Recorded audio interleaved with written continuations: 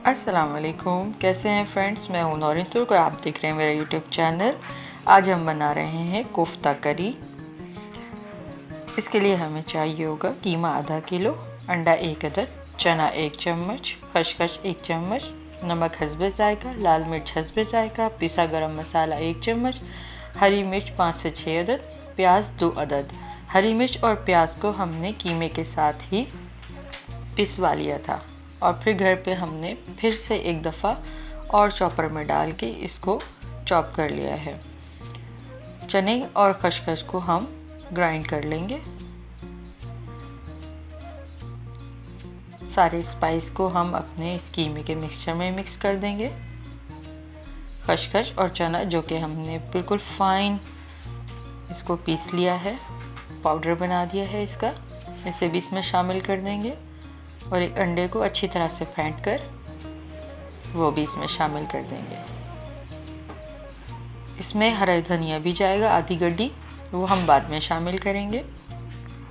अब इस मिक्सचर को अच्छे तरीके से मिक्स कर लीजिए। इसे मिक्स करके हम 10 से 15 मिनट के लिए छोड़ देंगे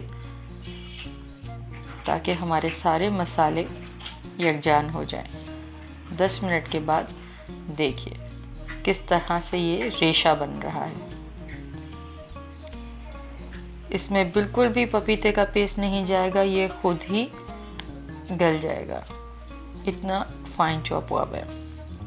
प्याज को हम कटर की मदद से बारीक काट लेंगे ताकि हम इसे फ्राई करके निकालें तो ये कुरकुरी बने। प्याज जितनी बारीक कटेगी उतनी कड़क बनेगी।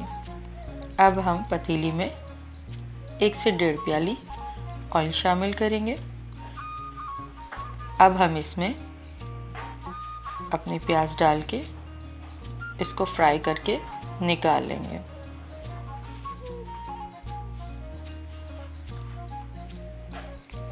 बहुत ध्यान से।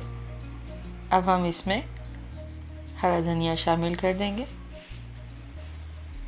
दूसरी जानिब हमारी प्याज कुरकुरी सी ब्राउन हो गई है और इसे हम ठंडा करके हाथ से चूर लेंगे।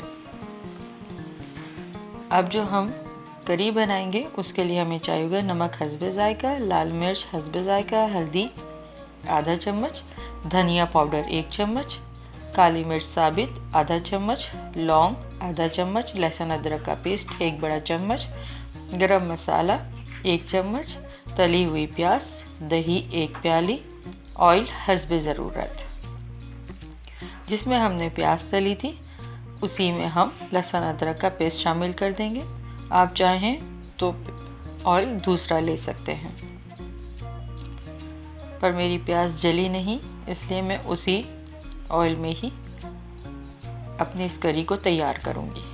हमारे जितने भी स्पाइस हैं उसमें हम थोड़ा पानी शामिल करेंगे और उसको अच्छे से मिक्स करके लहसुन अदरक जो कि हमने डाला था उसे ज़्यादा पकाना नहीं है, उसमें शामिल कर देंगे और उसे भूनेंगे। बहुत अच्छे से हमने इसे भूनना है। इसमें मज़ीद हम पानी शामिल करेंगे थोड़ा थोड़ा करके।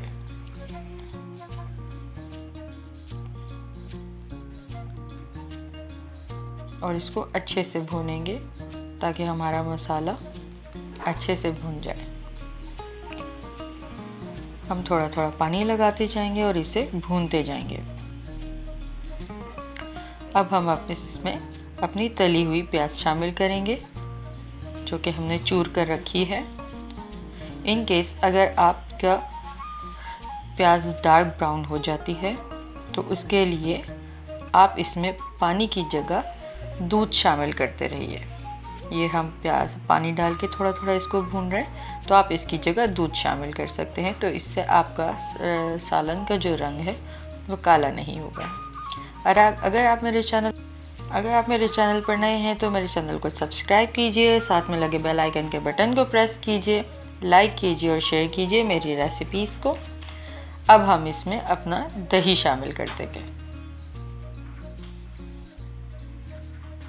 और आँच को हमने जो है वो हल्का कर लिया है।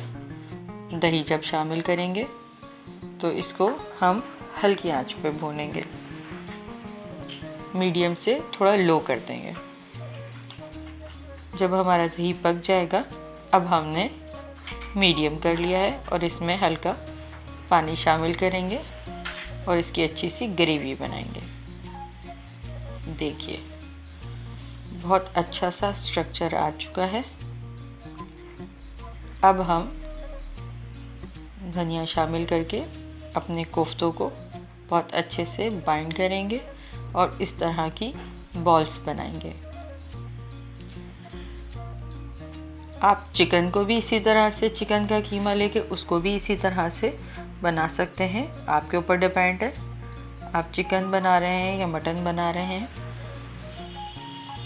जो आपको टेस्ट पसंद है। इस तरह से हम अपनी सारी बॉल्स इसमें शामिल कर लेंगे और इसको आपने चम्मच से बिल्कुल नहीं हिलाना, इसको अपने किसी चीज़ से पकड़कर सिर्फ हिलाना है हल्का सा, और इसको ढककर हमने 10 मिनट के लिए छोड़ देना है, ढककर पकने के लिए। 10 मिनट के बाद हम इसको फिर से हिलाएंगे।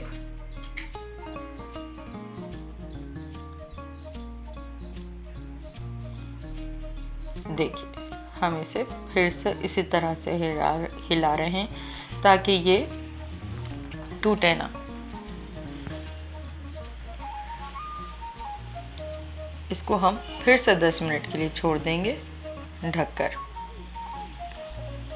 10 मिनट के बाद हम इसे फिर से देखेंगे, हमारा कोफ्ता बिल्कुल रेडी है। ये अपने ही पानी में पकेगा, इसमें और मज़ीद पानी डालने की ज़रूरत नहीं है, क्योंकि कीमा अपना पानी छोड़ता है, दही अपना पानी छोड़ता है, जिससे हमारे कोफ्तों का जो शुरवा है वो बहुत परफेक्ट बना है। अब इसमें आप चम्मच चला सकते हैं, कोफ्ता बिल्कुल टेंडर है और पका हुआ है अंदर तक। देखिए हर चीज़ इसमें परफेक्ट है, ऑयल इसमें परफेक्ट है। अब हम इसको गार्निश करेंगे पिसा हुआ गरम मसाला और धनिया डालकर। इससे इसका टेस्ट और खुशबू और बढ़कर आता है।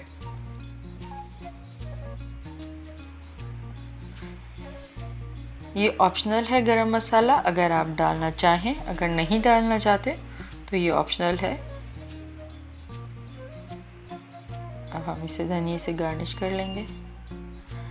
चैनल को सब्सक्राइब ज़रूर कीजिएगा, इससे हौसला अफजाई मिलती है, इस दुआ के साथ कि आप जहाँ रहें खुश रहें। अब हम इसे डिश आउट कर लेंगे। देखिए, थैंक यू फॉर वॉचिंग।